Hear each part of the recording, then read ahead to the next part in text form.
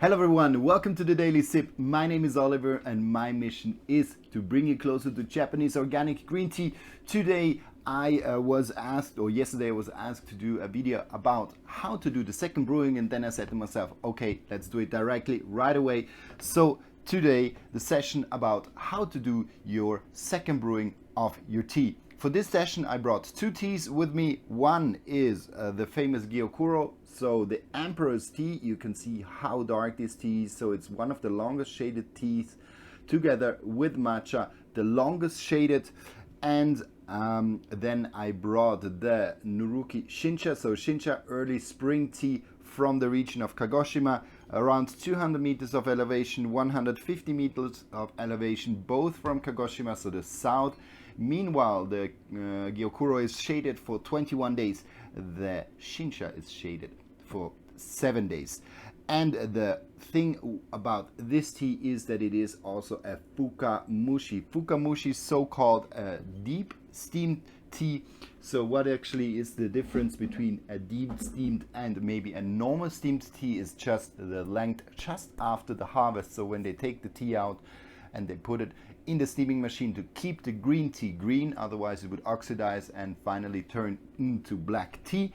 So this is a longer steamed tea, bringing a little bit down the astringency of the tea and bringing a little bit down the catechins and make the tea more flavorful, round, and the teas a little bit more brittle. That's why maybe you have already seen the super beautiful green teas. These are often fukamushis. So we're gonna hop right into it because, as I said, I want to explore a little bit more the second steeping. I will jump into the first one, drink the first steeping.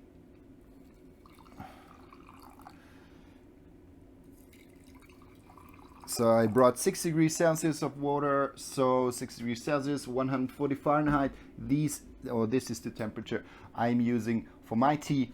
And then I just poured in around 100 milliliter of water. In another video I will definitely go into the water amount and how this affects the taste of the tea, but today really let's try to stay on the brewing. So fukamushi, so this one here is the fukamushi, this one is the Gyokuro. Fukamushi doesn't need that long to brew, so we are around 45 seconds to 1 minute. We can already take this one. Meanwhile, the Gyokuro in the first brewing, try to leave it in up to 1.5 or 2 minutes. Reason is that the Gyokuro is really tightly rolled and it is quite of a little bit of a sticky leaf, so it just needs to open up a little bit longer, and this is what we're actually doing with the first brewing. Good. So we can already take this one here.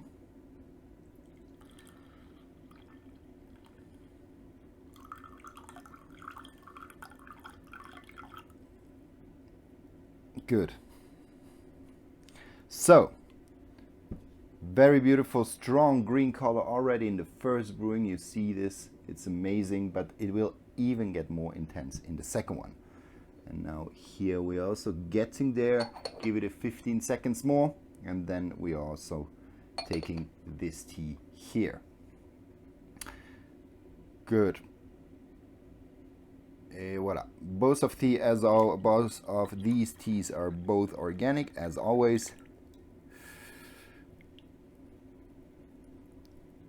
The tea that I select are all organic because we really try to find the best organic teas, so they're quite similar, but here you see there's a slight more intense green color. This is really coming from this deep steeping.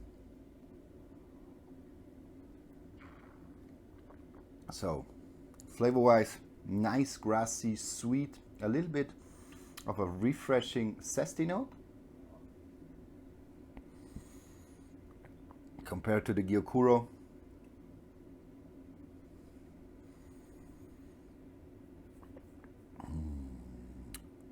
A little bit more full-bodied, rounder. This one has a little bit more of a grassy tone. Clear for a Sencha. Sencha show really more the grassy side of the tea.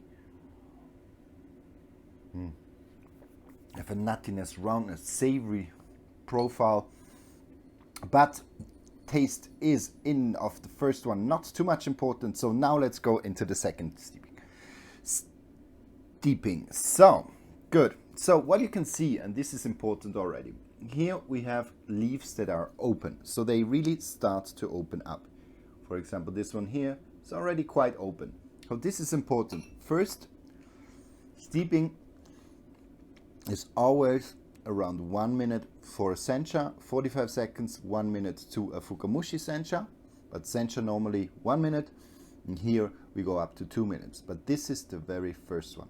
As soon as you go to the second one, it actually gets quite easy because the leaves are now opened up. And now you can just pour a little bit of water in and leave it a little bit of time. As the leaves are open, they give directly the taste to the tea. You can leave it in longer and the tea will get stronger, but unfortunately the more than you brew it, the weaker the consecutive brewing will be. So what I suggest you really is to just, even if it's sencha or if it's gyokuro, as the leaves are open, you can use the same time. So here you just leave in the water around 20 seconds, and I will do exactly the same with the sencha, and then you can go from brewing to brewing with these 20 seconds. And the magic is really that the first brewing needs to open up the leaves. That's why a little bit more time for the gyokuro, but as soon as they're open, you can really leave it, and the leaves, they just give the full flavor. And this I will show you now.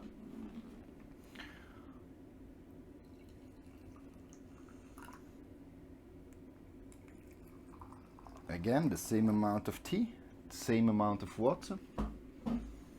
Close it. Look that all the leaves are covered. Same here. And then we can just pour it into the glass.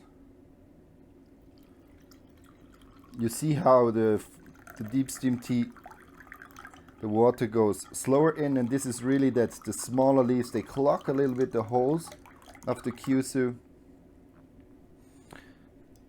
But finally we have both in, and you see that it even got more intense in its green color, and the gyokuro on the side, a slight difference here, a little bit more stronger in the strong green side, but the gyokuro goes also in the direction of the fukamushi.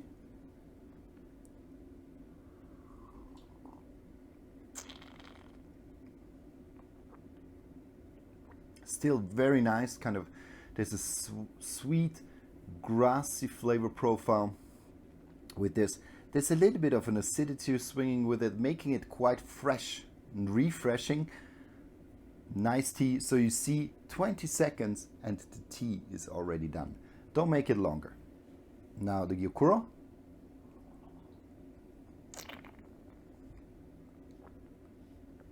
Here I even got more of a savory tone. So often you have a little bit of this umami, so the savory taste profile of the green tea. It kind of goes down a little bit over time. But here with a good quality gyokuro, you can really keep it on 3 steepings on the same level.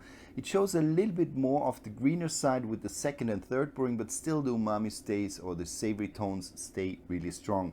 And you see both of the tea have a very beautiful color. Both of the tea are very strong, very good in taste. So you don't really need to brew it for a longer time. Here I really use 60 degrees. This is the temperature which just allows the tea also in my palate to really evolve, to really develop, and to have a nice kind of this full flavor profile of the tea. And it can do this with the third brewing and even with the fourth brewing, but always with 20 seconds. The longer you're gonna leave it in, the more you will have also the catechins, so a little bit more the bitter parts of the tea coming in your tea. I did once a brewing of 3 minutes versus 1 minute. Also in the first brewing you already see this, but in the second brewing it's the same. And you don't really need to do it because exactly the reason is that you open up the leaves, and as soon as they open, they just give the taste. So no need for a long steeping in the second one or in the third one. That's the beauty. So it's only the first one where you pay a little bit of attention, then after it's a very easy game. So I hope this one here also serves you well and helps you in brewing the perfect cup in the morning for you, or in the evening, in the afternoon, whenever you consume your green tea. And I'm happy to be here every day. Thanks a lot for watching. And if you ever have questions, please feel free to ask me. I will try to answer them all. Good. Take care. See you and bye bye. And have a nice weekend. Last video of the Daily Sip for this week, but I'll be back next week. Bye.